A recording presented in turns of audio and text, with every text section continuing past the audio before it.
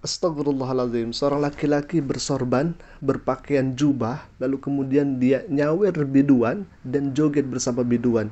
Na'udzubillah min dzalik, ini sebetulnya merusak citra Islam ya.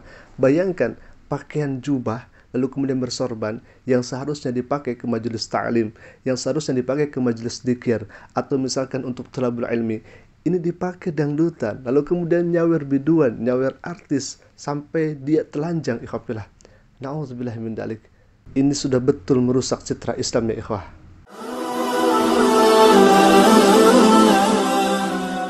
Assalamualaikum warahmatullahi wabarakatuh. Ikhwah, sahabat asik ngaji, semoga semuanya dalam satu afiat dan senantiasa ada dalam lindungan naungan Allah Subhanahu wa taala. Amin ya Allah ya rabbal alamin. Bagi ikhwah yang baru bergabung, silahkan klik share tombol subscribe-nya dan jangan lupa aktifkan juga lonceng notifikasinya agar setiap kami upload video baru insya Allah akan menjadi pemberitahuan untuk kita semua. Baik ya ikhwah, kami kabarkan kembali sebuah tontonan yang bukan tuntunan ikhwah.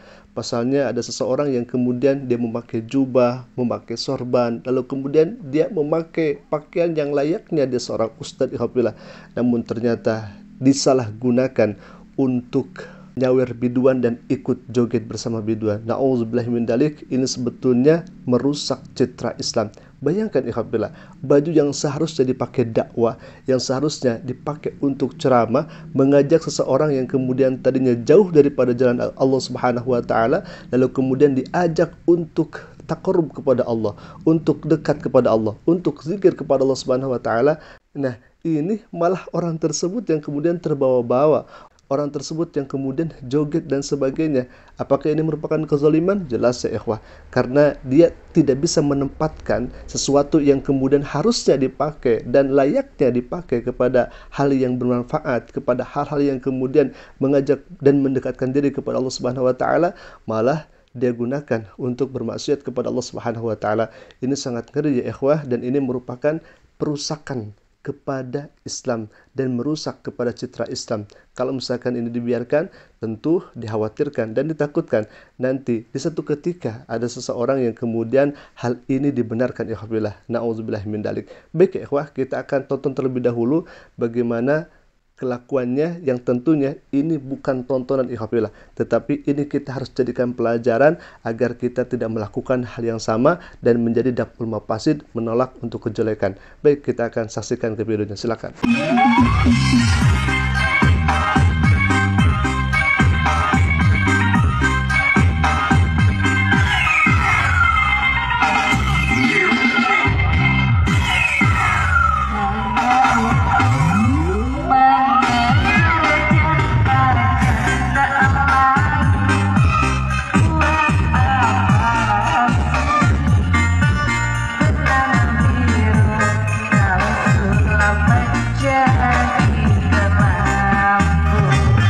Hemat kami, ini sudah keterlaluan dan sudah melampaui batas. Dan apa yang terjadi ya ikhwah?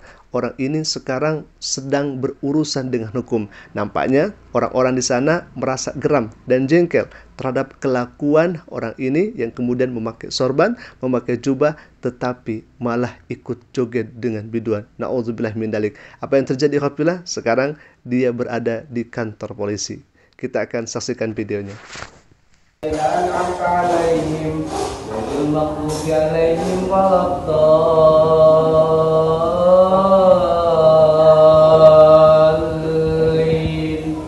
آمين. Bapak namanya siapa? Nama panjangnya siapa, Pak? Bapak Gusti Muhammad Komarudin Rabi Al-Katiri bin Abdul Qadir bin Haji Muda bin Haji Panggilan Syekh Muhammad Nur Nafis bin Idris bin Al-Husin Al-Bajari bin Ratu Kusuma Yuda bin Panggilan Kusuma Nagara bin Panggilan Dipati bin Sultan Tahlillah Tahmidillah bin Sultan Musta'in Billah bin Sultan Inayatullah bin Sultan Hidayatullah bin Sultan Rahmatullah bin Sultan Durayantah bin Pulan bin Timullah bin Datu Adam Siti Hawa. umurnya berapa, Pak? 37 tahun. Sudah punya anak? Satu. Sudah. Siapa nama istrinya? Mas Murah. Ya, Bapak tinggalnya di mana? Gang 7. Ya. Di mana? Gang 7 keluar. Di Keluar. Kabupatennya? Tabalong. Tabalong, iya. Ya. Subhanallah, dia sebutkan nama nasabnya ke atas. Ada Kiai Haji Anu, Kiai Haji Anu, Kiai Haji Anu dan sebagainya. Nauzubillah min dzalik. Harusnya dia malu nasabnya kalau misalkan seperti itu. Harusnya dia malu kalau misalkan sesepuhnya, nenek moyangnya adalah orang-orang yang kemudian religius. Harusnya dia malu. Kenapa tidak bisa mempertahankan daripada segi nasabnya kalau misalkan nasabnya itu betul apa yang disebutkan barusan ya ikhwah. Tetapi kami kira apakah memang ini ada dugaan kebohongan dan sebagainya, kita tidak tahu itu ikhwafillah. Akan tetapi ini sudah jelas di depan mata kita, ini merupakan kezaliman, dan kalau misalkan dibiarkan, ditakutkan hal ini bisa menjadi suatu kebenaran. Na'udzubillah min dzalik. Dan dalam video kali ini kita akan ambil hikmah dan pelajarannya. Ada seorang yang kemudian dia berangkat melaksanakan ibadah haji, namun apa yang terjadi ikhwafillah, ketika dia melaksanakan ibadah haji, seketika itu dia seperti orang yang jaipongan ikhwafillah.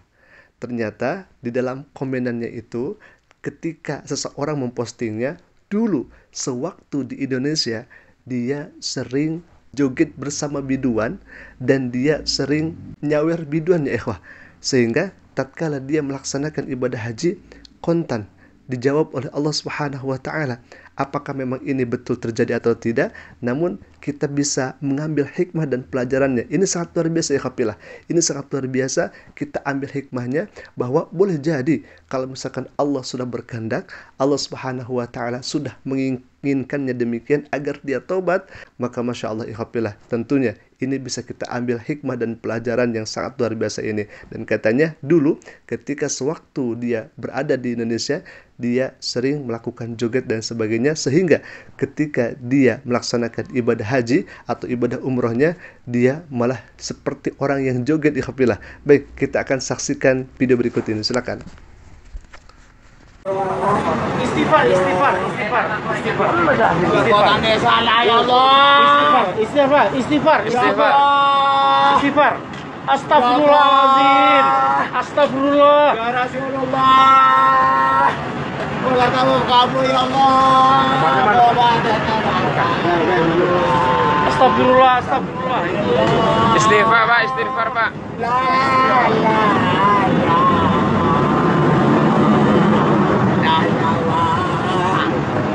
Astagfirullah.